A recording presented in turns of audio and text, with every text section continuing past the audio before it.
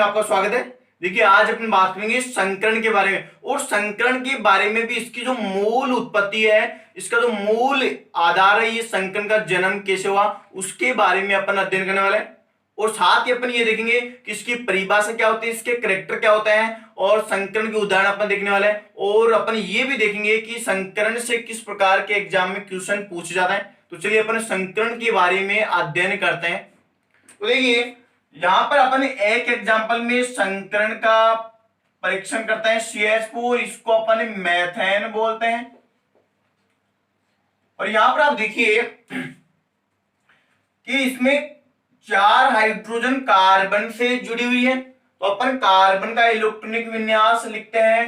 तो इलेक्ट्रॉनिक विन्यास क्या होगा, 1s2 2s2 2p2 होता है। अपन जैसे ही कक्षकों में इलेक्ट्रॉन भरेंगे, देखिए 1s में कितने हैं, 2 इलेक्ट्रॉन रखे हुए हैं, और 2s में कितने इलेक्ट्रॉन है, इसमें भी 2 इलेक्ट्रॉन रखे हुए हैं। और अपन ये जानते हैं कि p कक्षक में 3 कक्षक होते हैं, px py और pz, इसमें 2 इलेक्ट्रॉन हैं। तो अपन यहाँ पे लिख देंगे 1 और ये 2 इलेक्ट्रॉन अपन इसमें रख दिए हैं। ये हमारा 1s कक्षक होगा और ये 2s कक्षक हो गया।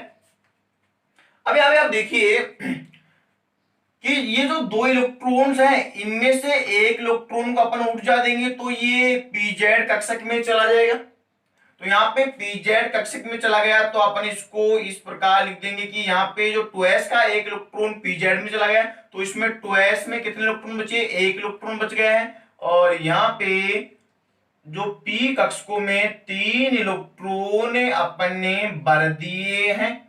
ये px हो गया, ये py और इसको अपन pz बोलेंगे, और ये 2s कक्षक है।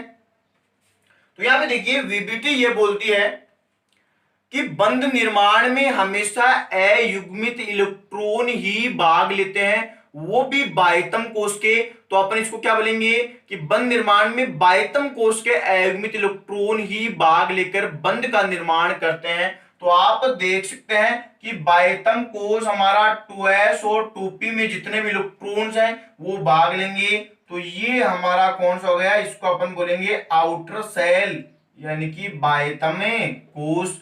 और आप देख सकते हैं इसमें कितने इलेक्ट्रॉन्स है, 4 अयुग्मित इलेक्ट्रॉन है। तो ये 4 ही बंधों का निर्माण करेंगे। तो ये तो हमारे पास कार्बन का इलेक्ट्रॉनिक विन्यास हो गया, तो इसको अपन लिख देंगे, ये तो मूल अवस्था हो गई है। और यहाँ पे जैसे अपन इस इलेक्ट्रॉन्स को ऊर्जा देंगे तो ये ऊर्जा लेके अगले कक्षक में चले जाते हैं, तो इसको बोलते हैं उत्तेजित अवस्था, या अपन इनको शुद्ध कक्षक भी बोल सकते हैं। अब देखिए यहाँ पे एक कार्बन से 4 हाइड्रोजन जुड़े हुए हैं, और अपन ये जानते हैं कि हाइड्रोजन का इलेक्ट्रॉनिक विन्यास 1s1 होता है। तो यहाँ पे हाइड्रोजन के पास एक हाइड्रोजन ये आ गया, तो ये एक इलेक्ट्रॉन इसके पास है। अगला हाइड्रोजन यहाँ पर आएगा, एक इलेक्ट्रॉन सॉरी, ये अपन इसके विपरीत चक्रण के भरेंगे।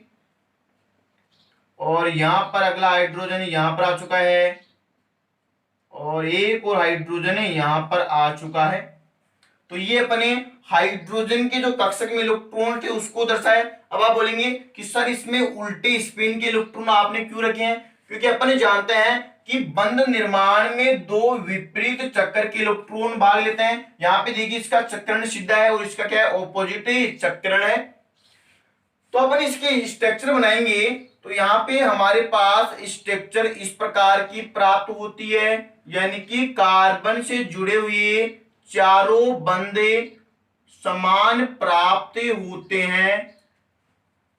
जबकि VBT क्या बोलती है, VBT यह बोलती है कि यदि अलग अलग कक्षक के उपस्थित हैं तो बंध भी भिन्न भिन्न प्रकार के होते हैं। आप देख सकते हैं यहाँ पे एक कक्षक तो 2s का है और 3 कक्षक p के हैं, तो ये भिन्न भिन्न कक्ष हो गए, लेकिन यहाँ पर सभी बंध हमें समान प्रकार के प्राप्त हुए हैं। तो यहां से हमारा इंपॉर्टेंट निष्कर्ष ये निकलता है कि बंद बनने से पहले कक्षकों का आपस में मिक्सिंग हुआ है, तभी तो यहाँ पे चारों बंद समान है।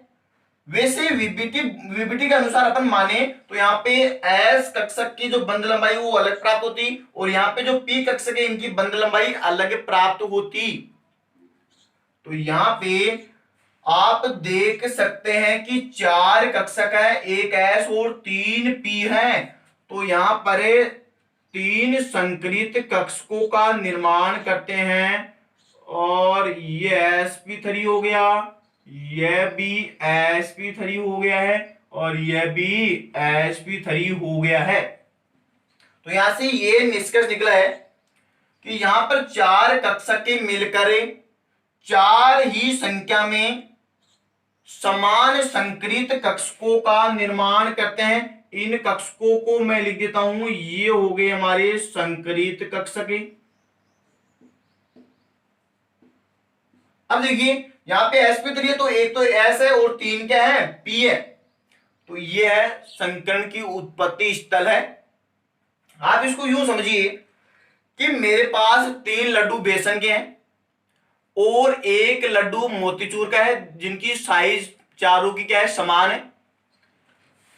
तो ये हमारे पास मोतीचूर का लड्डू है और ये 3 बेसन के लड्डू, इनको अपन ने मिक्स किया है तो समान संख्या में, उतनी ही संख्या में समान साइज के 4 लड्डुओं का निर्माण होता है और वो आपस में मिक्स हुए हैं।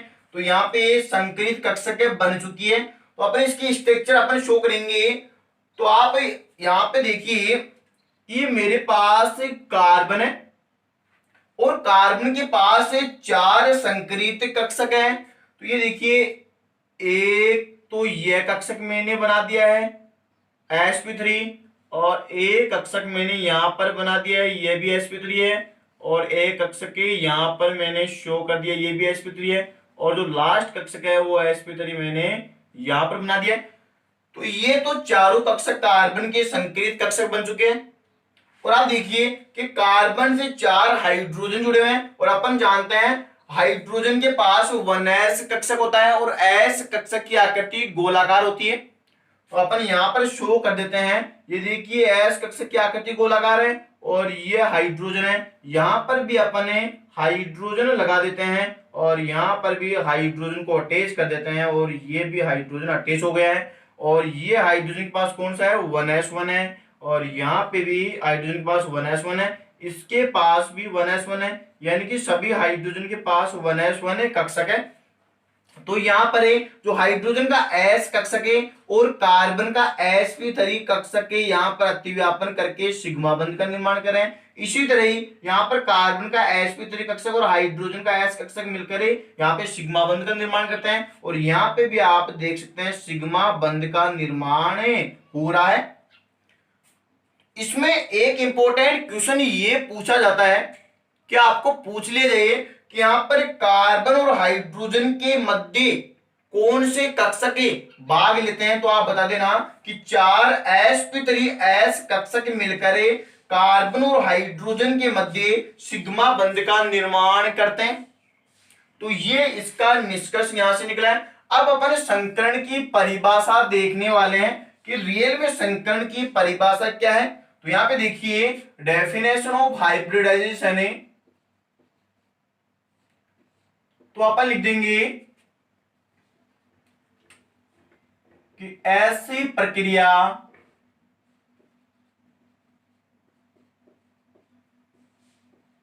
जिसमें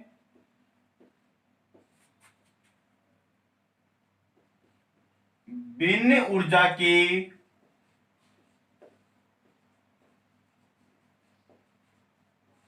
भिन्न कक्षक के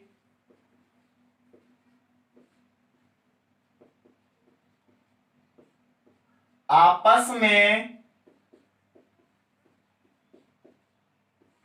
मिश्रित होकर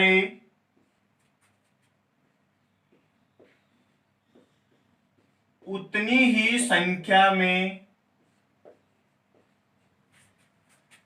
समान ऊर्जा की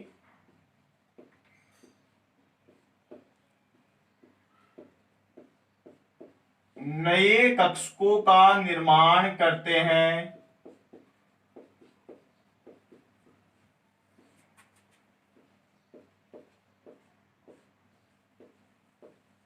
और इस प्रक्रिया को ही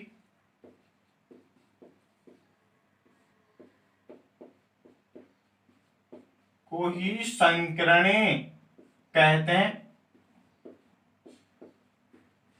आप देख सकते हैं यहां पर कि यहाँ पे बिन ऊर्जा के, अपन ने बोला है कि यहाँ पे बिन ऊर्जा के बिन कक्षक हैं। तो देखिए एस कक्षक की ऊर्जा पी कक्षक से कम होती है और यहाँ पर पी कक्षक की ऊर्जा एस कक्षक से ज्यादा होती है, अर्थात अपन ने एस कक्षक की ऊर्जा पी कक्षक से कम होती है। तो यहाँ पे बिन ऊर्जा के कक्षक हो गए और साथ ही अपन ने क्या बोला कि बिन कक्षक है, यहाँ पे एस कक्षक है और यहाँ पे क्या है पी कक्षक है। तो ये आपस में मिक्स होकर यहाँ पे देखिए 4 कक्षक मिक्स हुए हैं। तो यहाँ पे उतनी ही संख्या में 4 कक्षकों का निर्माण इन्होंने कर दिया है। और जो अपन ने इनका निर्माण किया है, इनकी ऊर्जा क्या होती है, समान होती है और ये समान संख्या में ही कक्षकों का निर्माण करते हैं। आप यहां पर भी देख सकते हैं कि चारों sp3 कक्षकों की आकृति क्या है, समान होती है। और एक इंपॉर्टेंट बात आप ये भी याद रखिए कि संकरण यौगिकों की ज्यामिति बताने में काम आता है। तो यहाँ पे नोट में मैं एक पॉइंट लिख रहा हूं, याद रखिए, वेरी वेरी इंपॉर्टेंट पॉइंट है कि संकरण यौगिकों की ज्यामिति ज्योमेट्री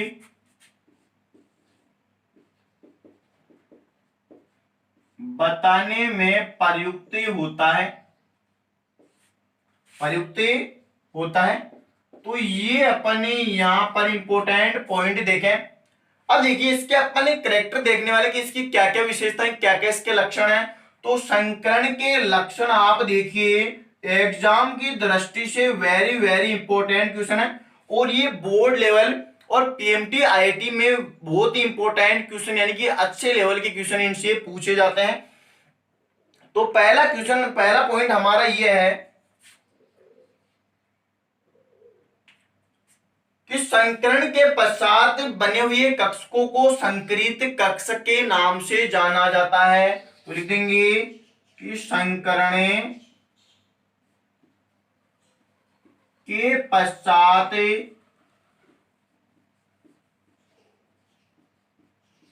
बने हुए कक्षकों को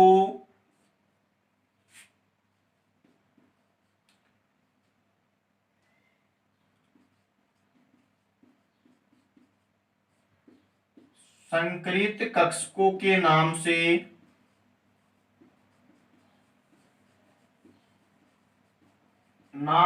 जाना जाता है। और दूसरा पॉइंट इंपॉर्टेंट हमारा ये देखिए, वेरी वेरी इंपॉर्टेंट पॉइंट है कि संकरण में हमेशा कक्ष के भाग लेती है, न कि इलेक्ट्रॉन्स। अपन यहां पर भी लिखा है कि संकरित कक्षक है। तो देखिए यहां पे आप देख सकते हैं एस कक्षक पी कक्षक ये भाग ले रहे हैं। तो संकरण में हमेशा क्या भाग लेंगे, ओनली कक्ष के भाग लेती हैं, ओनली ऑर्बिटल पार्टिसिपेट करती हैं, न कि इलेक्ट्रॉन। तो दूसरा पॉइंट हमारा ये है कि संकरण में हमेशा कक्ष के भाग लेती हैं। अब आप पूछेंगे कि सर कक्षा के अर्धपूरित लेती हैं या पूर्णपूरित या अपूर्ण। तो अपन यहां पर बोलने वाले हैं कि सभी प्रकार की कक्ष के संकरण में भाग लेंगी, चाहे वह अपूर्ण है हो या अर्धपूर्ण हो, या यहां पर बोलने वाले हैं कि पूर्ण पूरित हो। तो ये इंपॉर्टेंट हमें पूछ सकता है एग्जाम्स में। अब देखिए तीसरा पॉइंट हमारा यह है कि जितनी संख्या में शुद्ध कक्षक हैं उतनी ही संख्या में नई संकरित कक्षकों का निर्माण होता है। अर्थात अपन ये लिख दे कि असंकरित कक्षक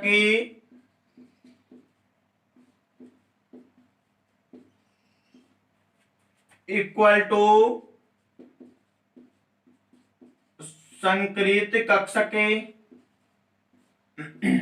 यानी कि इनकी संख्या आपस में क्या होती है, बराबर होती है। जितनी असंकरित कक्षक है, यहाँ पे देख सकते हैं आप 4 असंकरित कक्षक है और 4 ही संकरित कक्षकों का निर्माण हुआ है। और हमारा जो और भी इंपॉर्टेंट पॉइंट यह है कि यहाँ पर असंकरित कक्षकों की ऊर्जा अलग अलग होती है, जबकि संकरित कक्षकों की ऊर्जा समान प्राप्त होती है। आपको याद रखना है, तो अपन बोल देंगे कि संकरित कक्षकों की ऊर्जा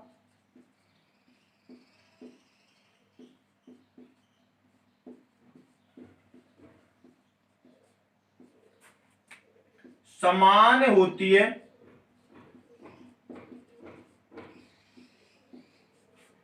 ये इंपॉर्टेंट पॉइंट है। और जो हमारा लास्ट पॉइंट है वो ये है कि संकरण से सिग्मा बंध का निर्माण होता है, पाई बंध का निर्माण होता ही नहीं है। और यह क्वेश्चन है बोर्ड लेवल और पीएमटी में और आईआईटी में बहुत ही अच्छे लेवल से पूछा जाता है। तो यहां पे अपन लिख देंगे कि संकरण से सिग्मा बंध का निर्माण होता है,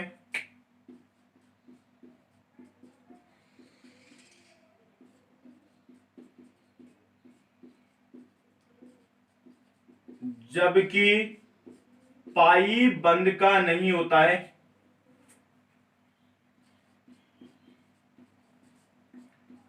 नहीं होता है।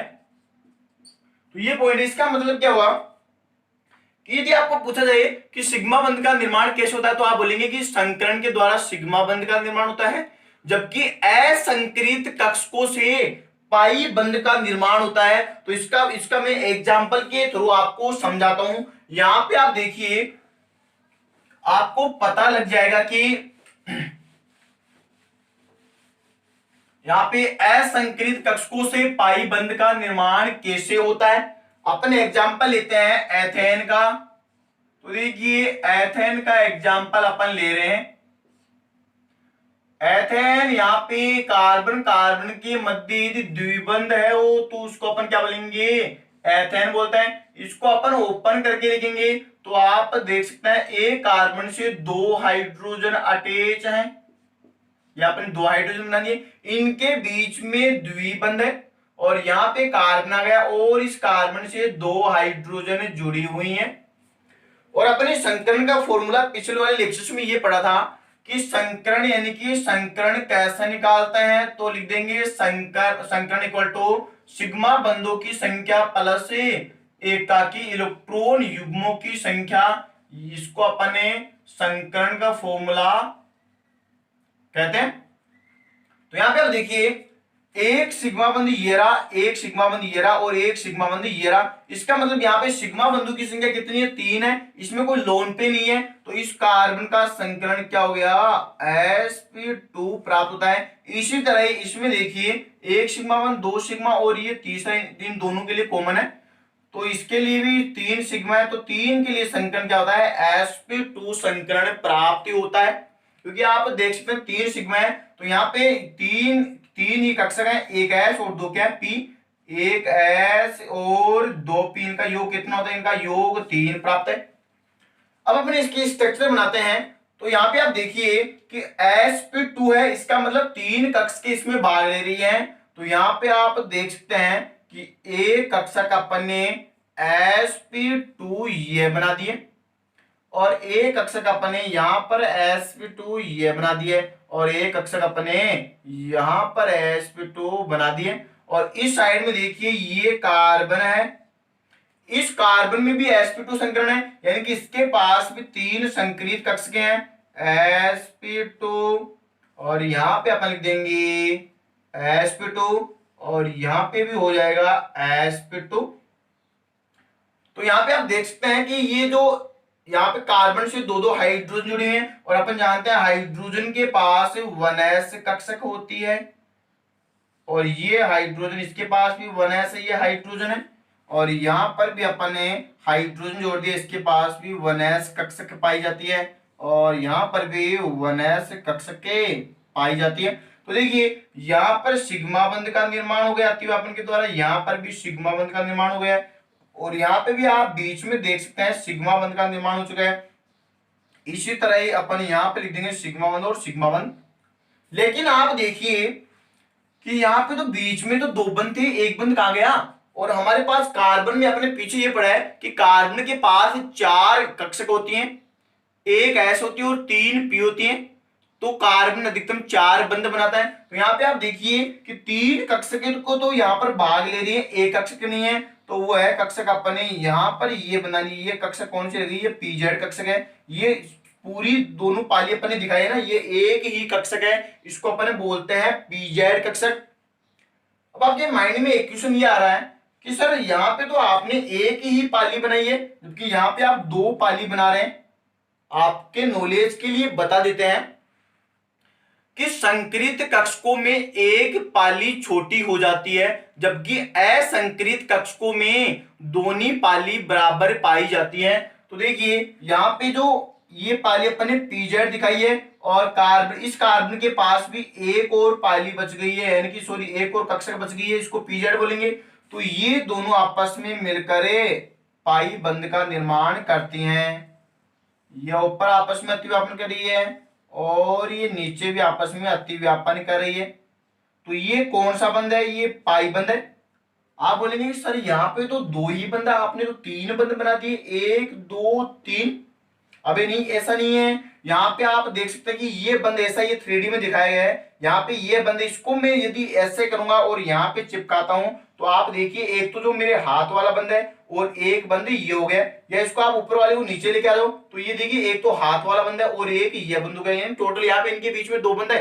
ये तो इनको 3D में दिखाने का तरीका है।